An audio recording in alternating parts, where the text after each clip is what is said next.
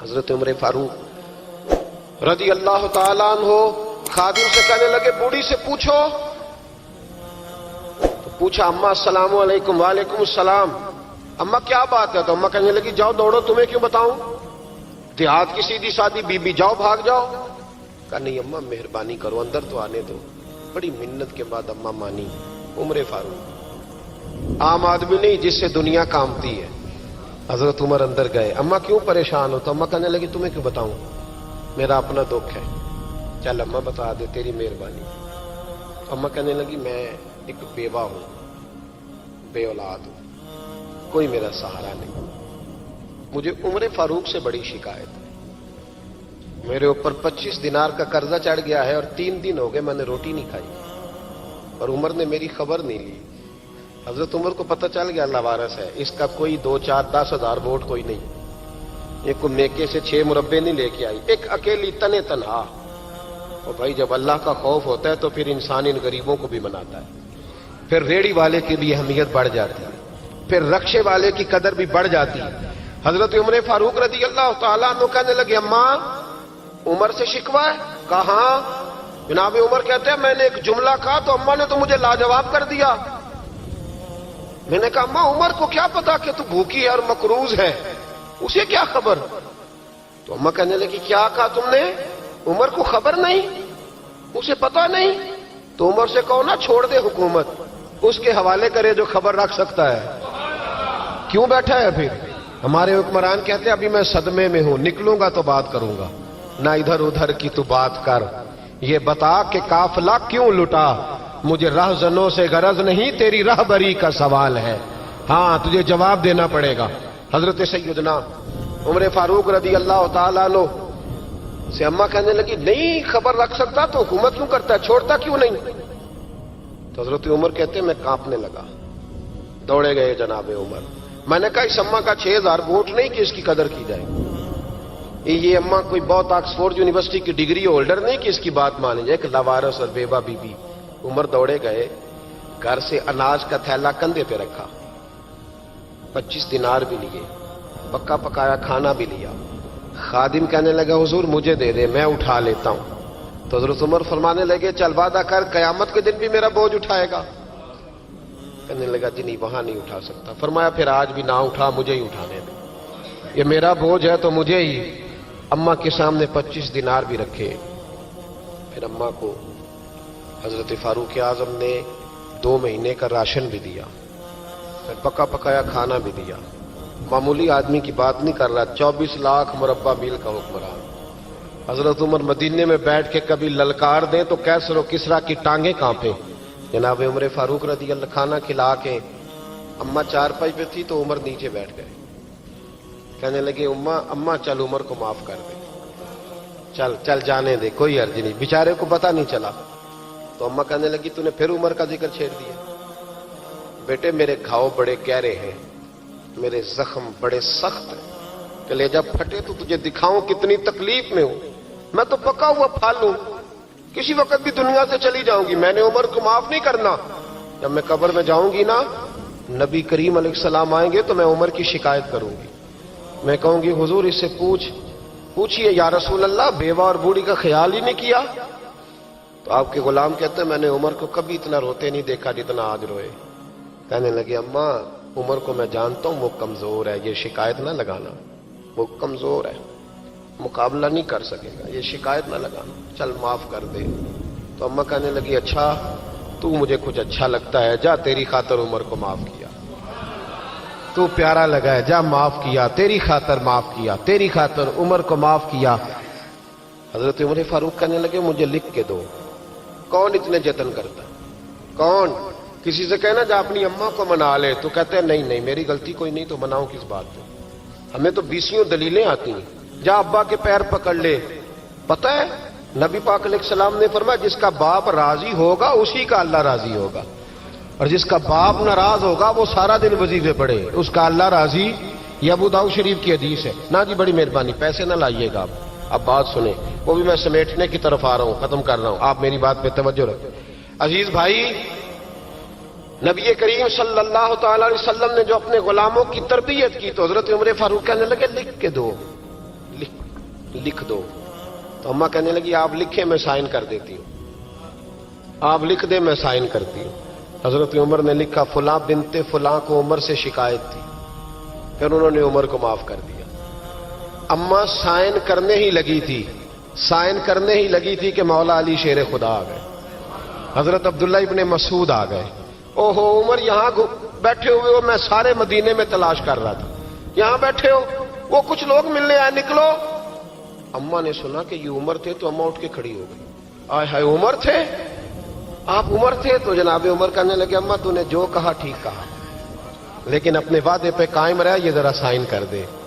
अम्मा ने साइन किए तो हजरत उमर फारूक फरमाने लगे अली आ गए हो तो बतौर गवाह तुम भी दस्तखत कर दो, अब्दुल्ला इब्ने मसूद तुम भी बतौर गवाह दस्त। जब साइन हुए तो जनाब उमर ने रुक्का लपेटा और मौला अली शेर खुदा से फरमाने लगे अली ये रख लो, मुझे लगता है मैं तुमसे पहले दुनिया से जाऊंगा, और जब मैं पर्दा कर जाऊं ना तो ये रुक्का मेरे कफन में रख देना।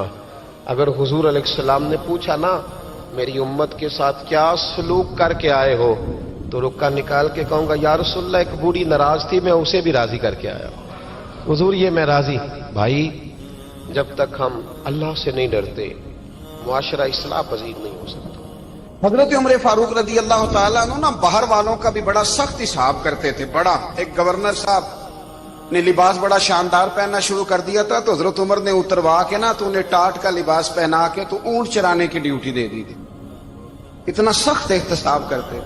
कसाई की दुकान पर भी 1-2 घंटे खड़े होते थे। जो आदमी मुसलसल 2 दिन गोश्त खरीदता था ना, फरमाते थे इसका टैक्स बढ़ा दो, लोगों को दाल नहीं मिल रही और ये रोज गोश्त खाता है।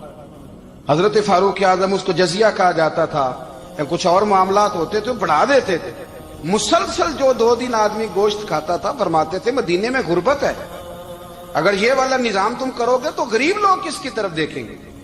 लेकिन उससे ज्यादा बढ़कर जो उनकी जिंदगी का म्यार और स्टेटस था वो ये था कि अपने घर का खास ख्याल रखते, खास तवज्जो करते। मुल्क शाम से और ईरान से कुछ लोग आपकी खिदमत में आए तो वहां से कुछ कनीजें भी आईं, उनके बादशाह पैगाम लेके। शाह ईरान की कनीज को मलका ने कहा कि ना हजरत उमर की जौजा को देख के आना जरा किस तरह की है। हमारे मुल्क में क्या कहते हैं खातून अव्वल जी, खातून बाकी सारे दोनों में खातून अव्वल, जरा खातून अव्वल को देख के आना। तो वो जब आई ना घर में मिलने तो कहा कि मुझे मेरी मलका ने कहा था कि उमर की जौजा से अहलिया से मुलाकात करके आना। तो हजरत उमर की अहलिया ने ना एक जोड़ा कपड़ों का दे दिया मलका के लिए और एक खुशबू की शीशी दे दी। अब जब वो तोहफे वहां भेज गए तो उस मलका ने ना कुछ सोने का सामान भेजा, कुछ जेवरात भेजे, कुछ तहाइफ भेजे। जब हजरत उमर के घर आए ना वो खादिम लेके आया, उसने कहा जी आपकी अहलिया ने तोहफे भेजे थे। तो जवाब में शाह ईरान की बीवी ने, यहाँ जिस मुल्क का वो सफीर था, उन्होंने भी ये भेजे।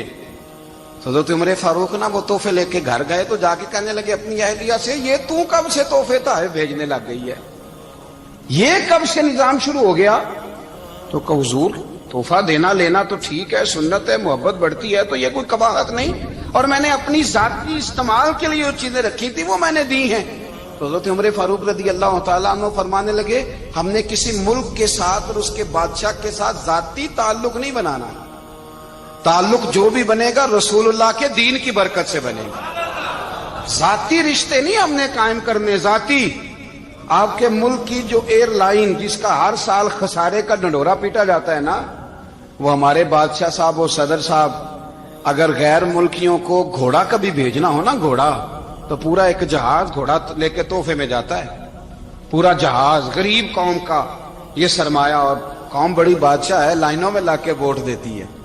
2 काम हमेशा लाइन में लाके के करने, एक बिल लाइन में लाके जमा कराना है और एक वोट लाइन में लाके, ताकि फिर पूरे 5 साल लाइन में ही लगे रहें।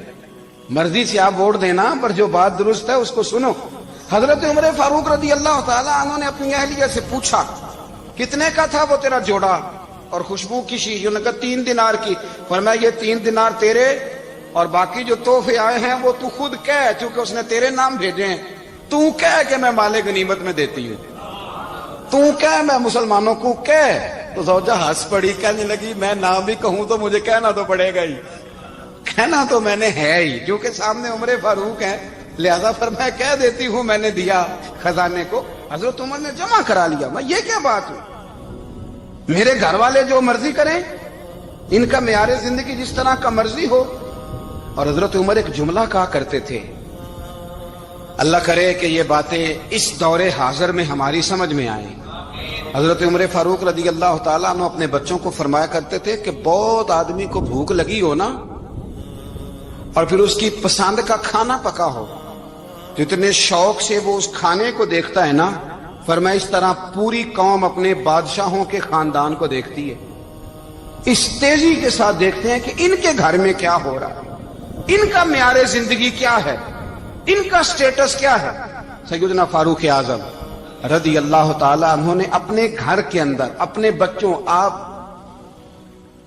کے بچے دونوں کاروبار کے لیے مصر گئے,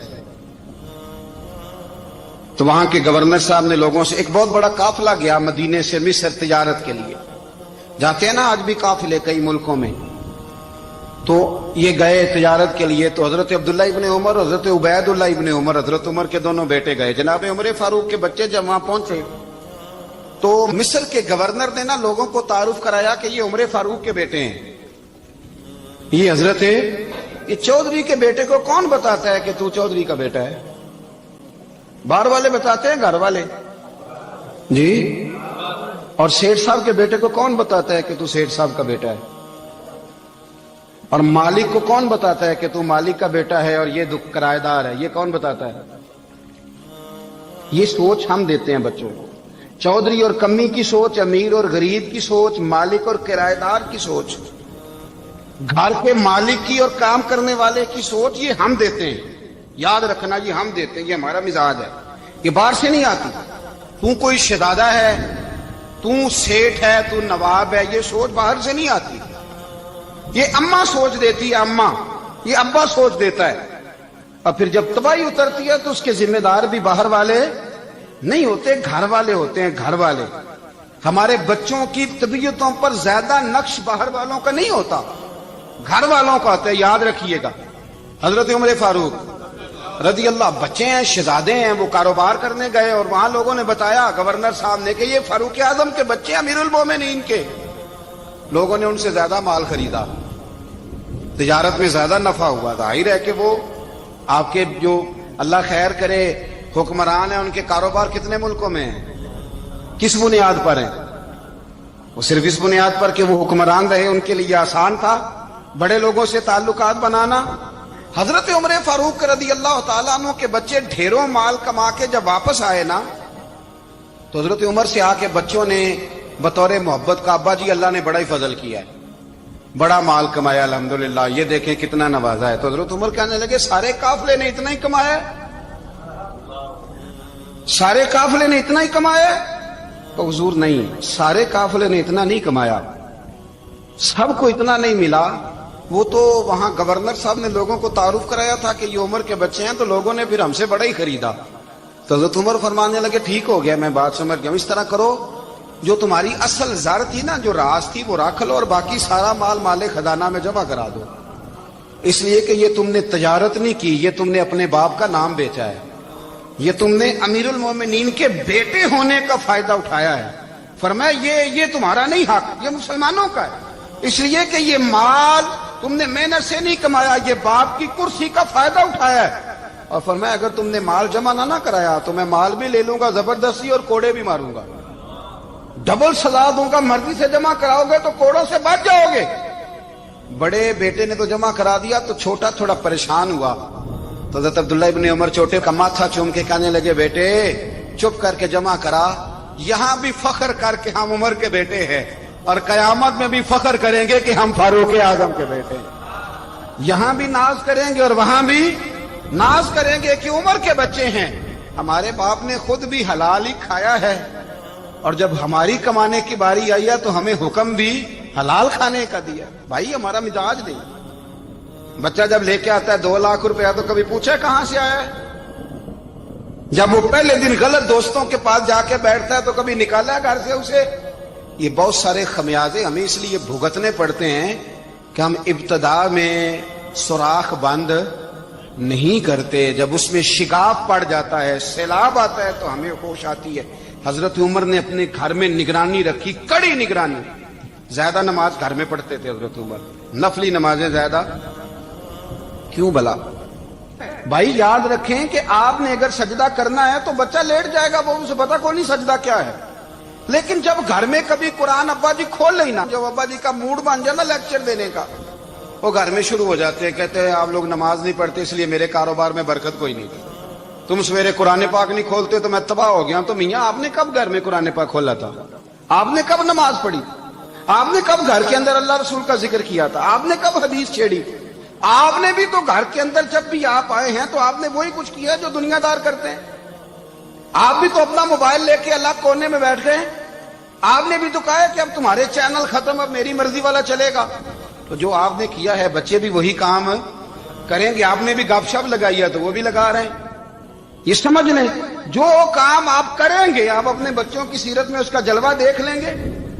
بڑی پکی سی بات ہے کہ آپ کو بچے کی عادتیں دیکھ کے سمجھ آ جائے گی کہ میں بھی یہی کرتا تھا اور یہ بھی۔ حضرت عمر فاروق رضی اللہ تعالیٰ عنہ وصال فرما گئے تو آپ کے وصال کے بعد حضرت عثمان غنی رضی اللہ تعالیٰ عنہ نے آپ کی ایک بیوہ سے نکاح کیا، حضرت عمر کی ایک بیوہ سے۔ جب وہ آپ کے نکاح میں آئی تو کہنے لگی حضرت عثمان غنی سے کہ حضور نہ تو میں خوبصورت ہوں اور نہ میں جوان ہوں، نہ آپ کی کوئی خدمت کر سکتی ہوں، میرے ساتھ نکاح کرنا سمجھ میں نہیں آیا۔ کیا شاندار جواب دیا حضرت عثمان غنی نے، کیا خوبصورت جواب دیا۔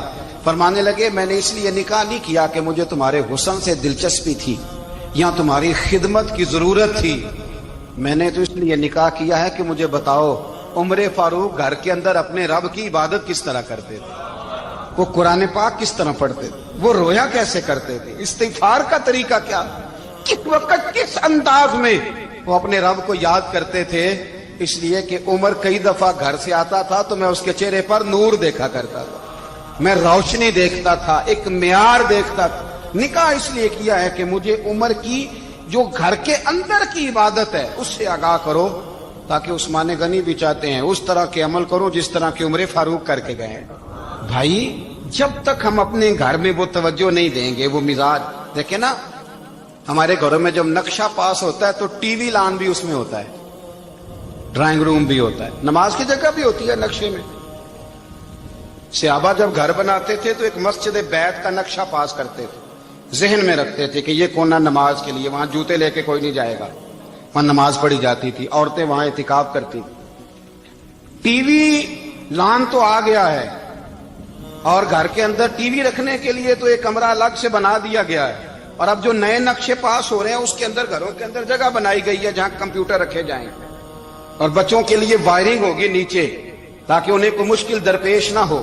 یہ ساری چیزیں ہم نے نہانے کے لیے گھروں کے اندر اتنے بڑے واش روم بنائے ہیں کہ لگتا یہ ہے کہ سوائے نہانے کے اور کام ہی نہیں کوئی گھر میں ہوگا، ہر چیز آ گئی۔ پر اللہ کرے کوئی تفسیر بھی ٹیبل پہ پڑی نظر آئے، کوئی حدیث کی کتاب بھی ٹیبل پہ پڑی نظر آئے۔ اللہ کرے کہ جس طرح ابا لطیفہ سن کے آتا ہے تو جب تک سنا نہ لے اسے ہضم نہیں ہوتا، اللہ کرے کہ وہ جمعے میں بیان سن کے جائے تو اس کا بھی دل کرے میں اپنے بچوں کو سناؤں، وہ نبی پاک کی کوئی حدیث کہیں سے سنے تو گھر جا کے سنائے۔ جب تک یہ معیار نہیں بنتا آپ کیسے توقع کرتے ہیں کہ گھر کے اندر اللہ کی رحمتیں نازل ہوں گی؟ آپ یہ کیسے توقع کرتے ہیں کہ گھر کے اندر وہ معیار اور وہ مزاج بنے گا؟ حضرت عمر فاروق نے ذاتی زندگی پر جو توجہ دی، گھر والوں کے معیار پر جو توجہ دی حضرت عمر فاروق رضی اللہ تعالیٰ عنہ نے، وہ بھی بڑی دیدنی ہے۔ حضرت ابو موسیٰ اشعری کو نا آپ نے وزیر خزانہ بنایا، وزیر خزانہ، تو حضرت ابو موسیٰ اشعری کہتے ہیں کہ حضرت عمر کو شے خزانے میں رہنے تو دیتے نہیں تھے۔ تو ایک دن میں صفائی کر رہا تھا اس کمرے کی جس میں خزانہ رہتا تھا۔ ہمارے تو ملک میں جو جاتا ہے وہ صفائی کر کے ہی جاتا ہے، اللہ خیر کرے۔ اور خیر معیار بدلتا ہے، جو پچھلی حکومت ہوتی ہے وہ قرضہ اٹھاتی ہے، وہ باہر سے جاتی ہے تو قرضہ لے کے آتی، اور جو نہیں آتی ہے وہ کہتی ہے ہمیں پیکج مل گیا ہے، وہ قرضہ نہیں اٹھاتے۔ ان کو کیا ملتا ہے؟ یعنی پچھلی نے قرضہ لیا تھا اور ہم نے، واہ جی واہ کیا خوبصورت انداز ہے، اس کا نام بدل کے نا، انہوں نے قرضہ لیا تھا اور ہم نے، میں کہا بڑے شاندار سیانے بندے ہو گئی۔ اور اللہ تعالیٰ خیر فرمائے. ہمارے جو بڑے شاندار قسم کے دوست ہیں نا، شاندار، جن کا ہم ادب سے نام لیتے ہیں، وہ عرب کے بادشاہ ہیں. ہم تو عرب خالی کہتے بھی نہیں، عرب شریف کہتے ہیں، عرب شریف. انہوں نے پتہ کیا کیا ہے؟ انہوں نے اس طرح کیا ہے کہ جو کشمیریوں کا قاتل تھا نا، اس کے گلے میں میڈل ڈال دیا ہے. یہی کام وہ کرتے رہتے. انہوں نے پہلے انہیں بلا کے مندر بھی بنوائے تھے. ہمیں کوئی شکوہ نہیں، ان کی زمین ہے، اللہ تعالیٰ توفیق عطا کرنے والا ہے. پر خیال یہ تھا کہ چلو کشمیریوں کے زخموں پر نمک نہ چھڑکتے، 2 مہینے انتظار کر لیتے، کچھ حالات سنور جاتے، کچھ تھوڑا انتظار. ہیں ہمارے دوست، ہمارے وزیر اعظم صاحب جب جاتے ہیں تو وہ پھولوں کا ہار ڈالتے ہیں ہمارے دوست. لیکن انہیں وہ حدیث یاد نہیں کہ نبی پاک علیہ السلام نے فرمایا جب میرے مومن کو تکلیف ہوتی ہے تو مجھے بھی گنبد خضرا میں تکلیف ہوتی ہے. انہیں نہ کشمیریوں کا خون یاد نہیں آیا، انہیں برہان وانی کی کٹی ہوئی لاش یاد نہیں آئی، انہیں 30,000 بیوہ عورتیں 30,000 بیوہ عورتیں یاد نہیں آئی، 30,000 بیوہ عورتیں جن کے سہاگ اجڑ گئے، اور انہیں 1.25 لاکھ یتیم بچہ یاد نہیں آیا جو یتیمی کی زندگی گزار رہا ہے. اور اس کے باوجود بہت بڑے ذمہ دار ہیں وہ. مجھے پڑھ لینے دو آج احمد فراز کا شعر. وہ ہمارے مکتب کوئی ایسا نہیں کہ وہ مولوی تھا، وہ غیر جانبدار تھا، پر مجھے آج پڑھ لینے دو اس کا شعر. ایک کلیجے کا درد ہے، پڑھ لینے دو. اس نے کہا تھا کہ پڑھتا ہوں تو کہتی ہے یہ خالق کی کتاب ہے، مثل یہودی یہ سعودی بھی عذاب، اس قوم کے بارے میں کیا لکھوں فراز، کعبے کی کمائی سے جو پیتے ہیں شراب، کعبے کی کمائی سے جو پیتے ہیں شراب، اس قوم کے بارے میں کیا لکھوں فراز. کعبے کی کمائی سے جو پیتے ہیں شراب. میں خیال نہیں آیا تمہارا صرف دین یہ ہے کہ قبریں گرا دو، مزارات گرا دو، فقط یہ دین ہے؟ کوئی نبی پاک کے روزے کی طرف منہ کرے تو اسے مشرک کہو، یہ دین ہے؟ اس کا نام مذہب رکھا تم نے. مذہب تو اس کا نام ہے کہ جو رسول اللہ کا نام لینے والا ہے وہ ہمارا یار ہے، اور جو نبی پاک کا نام لینے والا نہیں، ہمارا اس سے کوئی تعلق ہے. یہ دین ہے. حضرت عمر فاروق کی سیرت سنا رہا ہوں، حضرت عمر کی. حضرت ابو موسیٰ اشعری نے ایک عیسائی کو منشی رکھا تھا، اکاؤنٹ آفیسر حضرت ابو موسیٰ اشعری نے. تو حضرت عمر فاروق بول پڑے، کہنے لگے تمہیں مسلمان کوئی نہیں ملا تھا؟ کلمہ گو نہیں تمہیں نظر آئے؟ کشمیریوں کی لاشیں نظر نہیں آتی؟ ان کا خون بہ رہا ہے، تباہی اتر رہی ہے، اور تم قاتل کو گولڈ میڈل پہنا رہے ہو. اور یاد رکھنا، جب مسلمانوں کی بچیاں روندی جاتی ہوں نا تو پھر اسلام امن کا درس نہیں دیتا، پھر اسلام جہاد کی بات کرتا ہے. پھر اسلام جہاد کی بات کرتا ہے، جہاد کی. وہ قومیں غیرت مند نہیں ہوتی کہ جن کے گھروں میں آگ لگی ہو اور وہ غیروں کو ہار پہناتی پھرے. اللہ کا کچھ خوف کرو. زندگی مختصر ہے. دبئی میں کتنے رہے اور کتنے چلے گئے. خدا را کچھ خدا تم سے اچھے تو وہ نیو یارک کے رائٹر ہیں جو کم از کم اپنے کالموں میں کشمیر کی بات کرتے ہیں. تم سے اچھا برطانیہ کا وہ شخص ہے جو کم از کم BBC لندن پہ رپورٹ جاری کرتا ہے تو کہتا ہے کشمیر پہ ظلم ہو رہا ہے. تم سے تو وہ اچھے رہ گئے. تم نے بات کرنا تو دور کی بات، تم نے دشمنوں کے گلے میں ہار پہنانے شروع کر دیے. کل جب پوچھیں گے بلا کے تم کو اپنے سامنے، کیا جواب جرم دو گے تم خدا کے سامنے؟ بڑی تکلیف ہوئی، بڑی تکلیف ہوئی. وہ نا منصور حلاج کو پھانسی دی جا رہی تھی تو حضرت جنید بغدادی بھی آ کے دیکھنے لگے. تو منصور حلاج کہنے لگے بابا سارا زمانہ دیکھے پر تو نہ دیکھ. سارا زمانہ تماشا دیکھے انہیں تو پتا کوئی نہیں نا، تو نہ دیکھ. عرب شریف والو، ٹرمپ اسے انعام دیتا تو تکلیف کوئی نہیں تھی، ملکہ وکٹوریا اسے انعام دیتی تو تکلیف کوئی نہیں تھی، پر تم تو نہ ایسا کرتے. تم تو اپنے تھے، تم تو کلمہ گو تھے، تم تو یہ ظلم نہ کرتے، تم تو یہ حرکت نہ کرتے. میں کہتا ہوں ٹھہر ہی جاتے.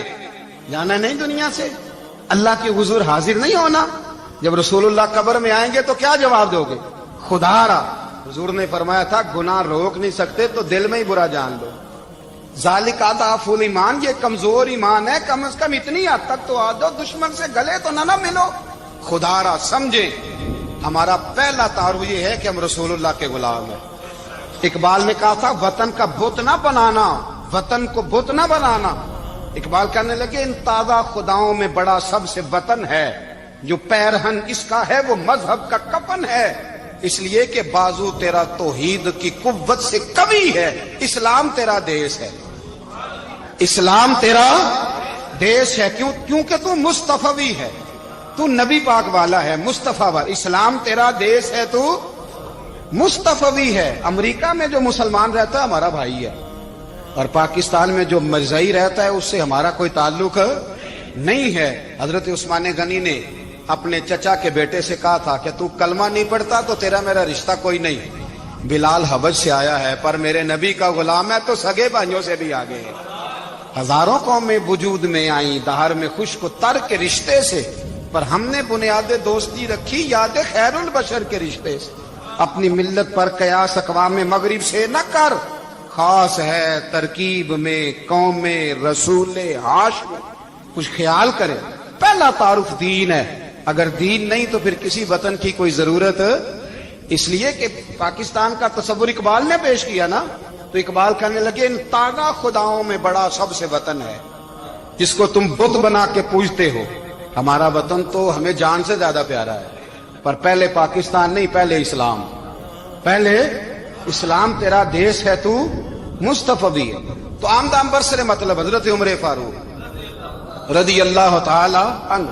حضرت سیدنا ابو موسیٰ اشعری کہتے ہیں کہ میں نے نا صفائی کی، مال غنیمت کی میں نے صفائی کی، تو ایک دینار مجھے نا کہیں پڑا ہوا مل گیا، تو فرماتے ہمیں اجازت ہوتی تھی کہ ایک آدھ دینار ہم اپنی مرضی سے کہیں خرچ کر سکتے۔ تو حضرت عمر کے بیٹا گزر رہا تھا، تو حضرت ابو موسیٰ اشعری کہتے ہیں میں نے صفائی کی تو ایک دینار نکلا، تو میں نے وہ ایک دینار نا حضرت عمر کے بیٹے کو دے دیا۔ میں نے کہا لو بیٹا اپنے چچا کی طرف سے تحفہ۔ تو گھر جا کے انہوں نے حضرت عمر کو بتایا کہ چچا نے پیسے دیے ہیں، چھوٹے بچے تھے۔ حضرت عمر نے حضرت ابو موسیٰ اشعری کو بلا لیا اور بلا کے فرمانے لگے میں تو تمہیں اپنا دوست جانتا تھا اور تو نے میری اولاد کو ہی دنیا دار بنانا شروع کر دیا، میرے بچوں کو ہی تم نے دنیا دار پیسوں پہ لگانا شروع کر دیا، میں تو تمہیں یار سمجھتا تھا۔ فرمایا تمہیں چاہیے تھا میرے بیٹے کو نصیحت کرتے کہ بیٹا پیسوں سے رب راضی نہیں ہوتا، اس کی رضا والے کام کیے جائیں تو رب راضی ہوتا ہے۔ اور فرمایا تمہیں کوئی اور گھر نہیں ملا تھا تباہ کرنے کے لیے، میرا ہی گھر ملا تھا، اٹھاؤ اپنا دینار اور خبردار آج کے بعد میرے بچوں کے ساتھ یہ والی نیکی نہ کرنا۔ اور ہمارا کیا سٹیٹس ہے، دوستی ہے یہ اس سے جو تحفے زیادہ دے، جو بچوں کو خراب کرنے میں مدد زیادہ کرے اس کے ساتھ گرانا۔ حضرت عمر نے گھر پہ اور سب سے بڑھ کر اپنی ذات پہ توجہ کی۔ حضرت ابو مالک رضی اللہ تعالیٰ عنہ کہتے ہیں میں عمر کے پیچھے پیچھے ایک باغ میں گیا، اکثر اس باغ میں جایا کرتے تھے، اور عمر جا کے نا تو درخت کے نیچے بیٹھ گئے اور فرمانے لگے وہ امیر المومنین اللہ سے ڈر جا، ورنہ جس رب نے حکومت دی ہے وہ عذاب بھی بڑا دے گا، ڈر جا رب سے۔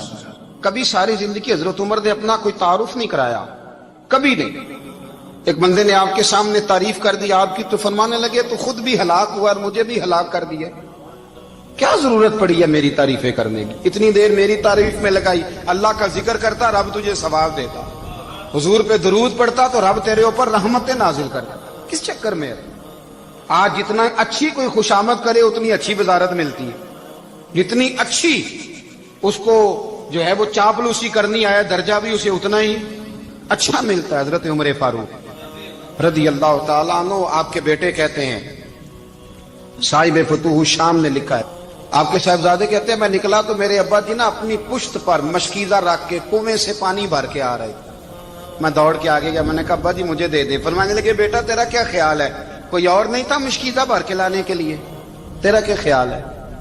کہا ابا جی بڑے لوگ تھے پر آپ کیوں اٹھا رہے ہیں؟ فرمانے لگے نفس نا ذرا میرا بڑا ہو گیا تھا، اسے ذرا ذلیل کر رہا ہوں، ذرا اپنا محاسبہ کر رہا ہوں، یہ مجھے کہہ رہا تھا تو بڑی چیز ہے، تو میں نا ابھی مشکیزہ گھر رکھ کے آؤں گا، پھر تیری ماں نے مجھے کہا ہے کہ گھر میں لکڑیاں کوئی نہیں جلانے کے لیے، پھر میں جنگل سے لکڑیاں کاٹ کے لاؤں گا، اب میں امیر المومنین بن کے نا تو میرا نفس تھوڑا بڑا ہو گیا۔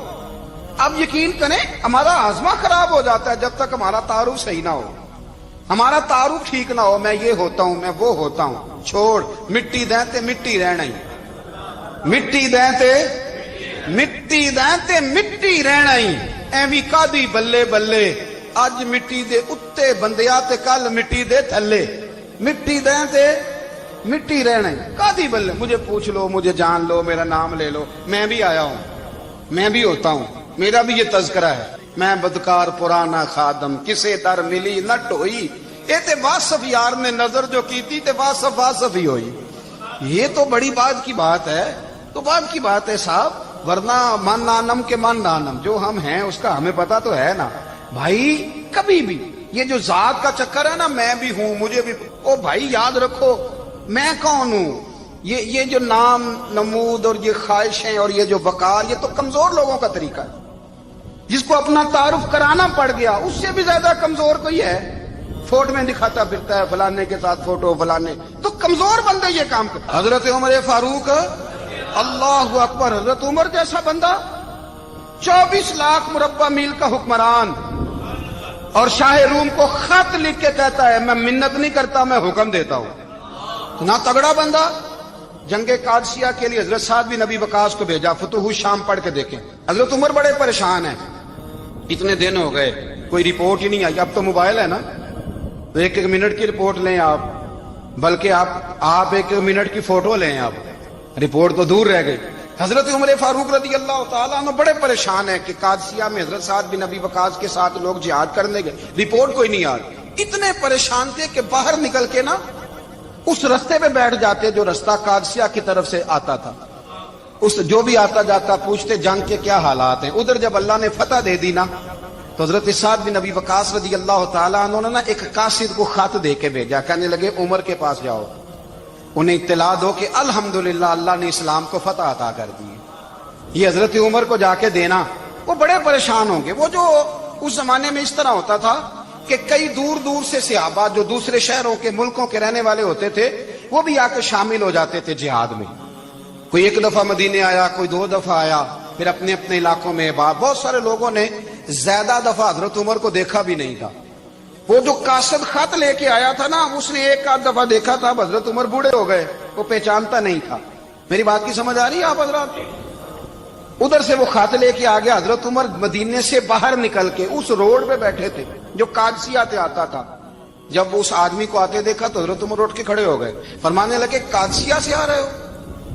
وہ کیا کہتا ہے؟ پھٹے پرانے کپڑے، ٹوٹے ہوئے جوتے، سر پہ پرانی پگڑی، کہنے لگے غلام مدینے کے رہنے والے ہو؟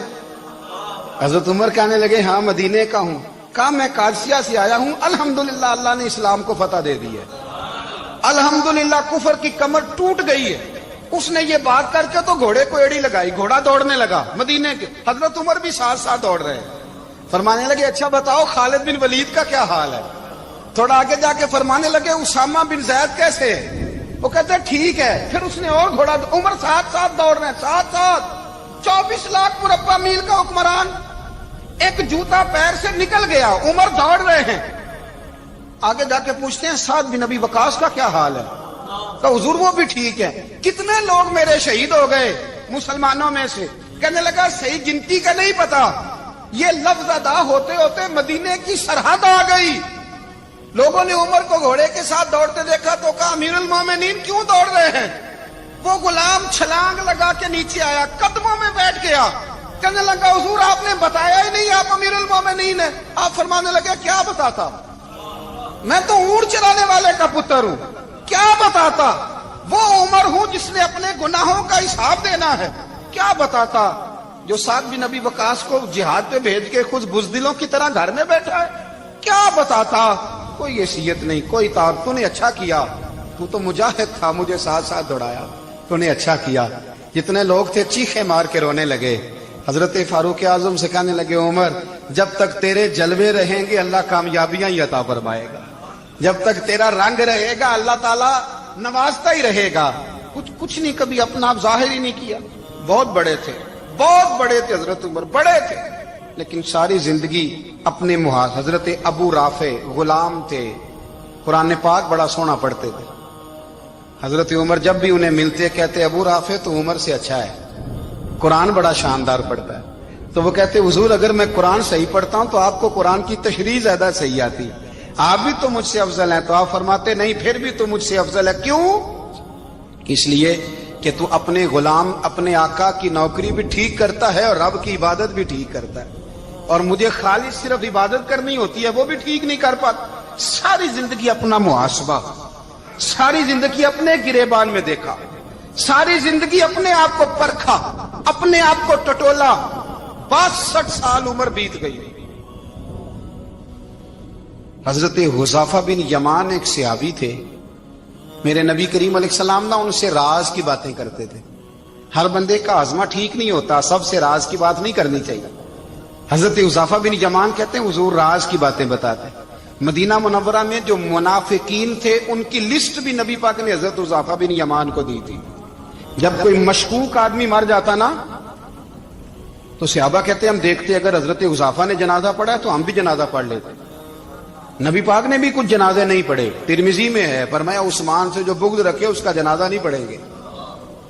حضرت حذیفہ بن یمان اگر جنازہ پڑھتے تو لوگ پڑھتے، وہ نہ پڑھتے تو لوگ جنازہ نہ پڑھتے.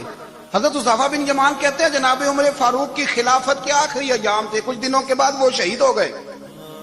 فرماتے آدھی رات کا وقت تھا، میں گھر میں سویا تھا بڑا بے فکر، اچانک میرے دروازے پہ دستک ہوئی، میں گھبرا کے اٹھا. اتنی رات کو کون آیا؟ کہتے ہیں قربان جاؤں دروازے پہ گیا تو امیر المومنین فاروق اعظم دروازے پہ. میں نے کہا عمر کوئی حکم تھا تو مجھے بلا لیتے. کہنے لگے میں نا امیر بن کے نہیں آیا، تیرا ویر بن کے آیا ہوں. امیر المومنین کی حیثیت سے سرکاری کام سے بلاتا تو وہاں بلاتا، مجھے ایک ذاتی کام پڑ گیا. کہتے میں نے عمر کو گھر کی اندر بلا کے چارپائی پہ بٹھایا. میں نے کہا حضور میں غریب آدمی ہوں، میں کیا آپ کے کام آ سکتا ہوں؟ تو کہتے ہیں انہوں نے نا مجھے ساتھ بٹھا لیا، پھر میرا ہاتھ پکڑ لیا. کہنے لگے تو عمر کو جانتا ہے؟ عمر جھوٹ نہیں بولتا. تو جانتا ہے؟ عمر وعدوں کا پکا ہے. کہا حضور جانتا ہوں. کہا میں اس وقت آیا ہوں جب دیکھ بھی کوئی نہیں رہا. حضرت حذیفہ بن یمان کہتا ہوں پریشان ہو گیا، حضور پہلیاں نہ بجھوائے، مہربانی کر بتائیں کدھر آئے ہیں. حضرت عمر فاروق فرمانے لگے 62 سال کا ہو گیا ہوں، 63واں چل رہا ہے، داڑھی سفید ہو گئی ہے، الپک گیا، اٹھ فریدا ستیا، داڑھی آ گئی پور، اگا نیڑے آ گئی، پیچھا رہ گئی دور. اب قبر اشر کا معاملہ صاف نظر آنے لگا ہے. کہا حضور مجھ سے کیا چاہتے ہیں؟ حضرت عمر رو پڑے. کہنے لگے آج میں عشاء کے بعد نکلا ہوں تو نبی پاک کے صحابہ مجھے نیک کہہ رہے تھے، پھر میں نے بچوں کی ماں سے اور بچوں سے بھی پوچھا ہے، وہ بھی مجھ سے راضی ہیں. پر حذیفہ تیرے ساتھ نبی پاک راز کی باتیں کرتے تھے، سچ بتا کہیں عمر کا نام منافقوں میں شامل تو نہیں؟ سچ بتا ان منافقین میں تو شامل نہیں، کہیں اوپر سے تو نہیں سارا کچھ؟ حضرت حذیفہ بن یمان کہتے ہیں میں باپ کے مرنے پہ اتنا نہیں رویا جتنا عمر کے سوال پہ رویا. میں قدموں میں بیٹھ گیا. میں نے کہا نہیں عمر یہ تو میں نے نہیں سنا، لیکن یہ میں نے نبی پاک سے ضرور سنا ہے کہ میرے بعد اگر کوئی نبی ہوتا تو عمر ابن خطاب ہوتا. یہ میں نے اپنے کانوں سے سنا ہے کہ عمر جس گلی سے گزرے شیطان رستہ بدل جاتا ہے. یہ میں نے اپنے کانوں سے سنا ہے کہ 950 سال حضرت جبریل جناب عمر کی شان بیان کریں تو پھر بھی بیان نہیں ہو سکتی. یہ میں نے ضرور سنا. دوستو ساری زندگی حضرت عمر نے اگر دوسروں کا محاسبہ کیا تو اپنا اور اپنے بچوں کا بھی کڑا خیال رکھا، اپنی ذات پر بڑی توجہ دی. جو لوگ اپنا بھول جاتے نا، ہمیں اپنی صحت کا بڑا خیال ہے لیکن اپنی روحانی زندگی کا کوئی خیال نہیں ہے، قلبی زندگی کا کوئی تصور نہیں. آپ یقین کریں موٹا آدمی کمزور ہونے کے لیے جدوجہد کر رہا ہے، کمزور طاقتور ہونے کے لیے، لیکن جس کو کتنے دن بیت گئے اللہ رسول کی یاد میں رویا ہی نہیں، کتنے دن بیت گئے نہ سننے کو دل ہی نہیں چاہا، جسے مہینوں بیت گئے اور قرآن پاک کی طرف نظر ہی نہیں گئی، وہ فکر مند ہی نہیں. زندگی زندہ دلی کا نام ہے، مردہ دل کیا خاک جیا کرتے ہیں. بھائی حضرت عمر کی زندگی دور حاضر میں ہمیں یہ سبق دیتی ہے کہ کڑی نگرانی رکھو اپنے پودوں کی، کڑا خیال رکھو اپنے ذاتی باغ کا، اور یہ جو تمہارے دل کی دنیا ہے یہ تمہاری روح کی زندگی ہے، اس کا محاسبہ کرتے رہو. نبی کریم علیہ السلام نے فرمایا اپنا حساب خود کر لو قبل اس کے کہ تمہارا حساب کیا جائے. اپنا حساب بولیے، اپنا حساب. ہم ساری دنیا کا حساب کرتے پھرتے ہیں، کوئی کہاں سے کماتا ہے کہاں کھاتا ہے، پر اپنا حساب حضور نے فرمایا حساب کر لو قبل اس سے کہ تمہارا حساب مولا علی فرماتے ہیں نماز پڑھ لو قبل اس کے کہ تمہاری نماز پڑھی جائے، نماز پڑھ لو قبل اس کے کہ تمہاری، اپنا محاسبہ کریں، تھوڑا سا نا اوپر دائیں بائیں دیکھنے کی بجائے تھوڑی سی گردن جھکا کے نا، درویش کہتے ہیں برے بندے نو میں لبن ٹریا تے جگ تے ملیا نہ کوئی، اپنے اندر چاتی پائی تے میں تھوں برا نہ کوئی، تھوڑی سی نا تھوڑی سی اپنی طرف توجہ دیں۔ ہم نا بے چین وقت گزار رہے ہیں، بے قرار ہیں، بے سکون ہیں، سبب یہ ہے کہ ہم نے نا اپنا حساب کرنا چھوڑ